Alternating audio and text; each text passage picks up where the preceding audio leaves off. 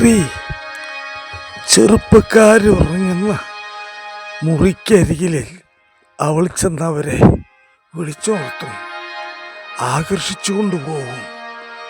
എന്നിട്ട് എവിടെയെങ്കിലും കൊണ്ടുപോയി കൊന്നു ചോര കുടിച്ച് ഉപേക്ഷിച്ച് അവൾ പോകും. അവളെ പിഴപ്പിച്ചതിൻ്റെ പ്രതികാരം അത്ര തീവ്രമായിരുന്നു അവളിൽ.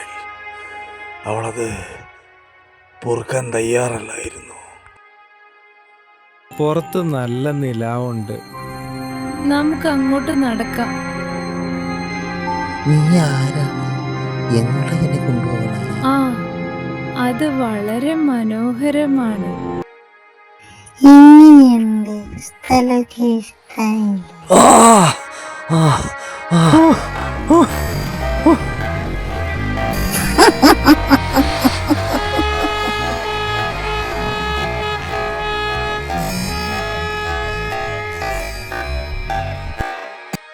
ഒറ്റമുളച്ചി അവളുടെ ചൈത്രയാത്ര തുടർന്നു.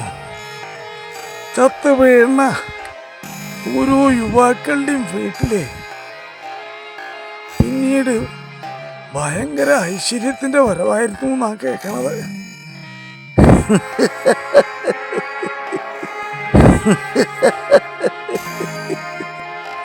ഈ കുരുത്തം കെട്ടോനെ ഒറ്റമുലച്ച് പിടിച്ചാൽ കുടുംബം നന്നായിരുന്നു എന്ന് പറയണവരും ഉണ്ടായിരുന്നു അത്രേ ആ കാലത്ത്.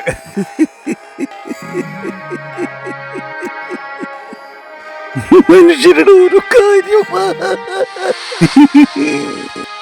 വയനാട്ടുകാര് പൂർത്തിമുട്ടി അവരൊരു മഹാമാന്ത്രികനെ തിരഞ്ഞ് നാട് മുഴുവനും നടക്കാൻ തുടങ്ങി. കുരുത്തം കെട്ട 4 ചെറുപ്പക്കാർ കാരണമുണ്ടായ ദുര്യോഗം.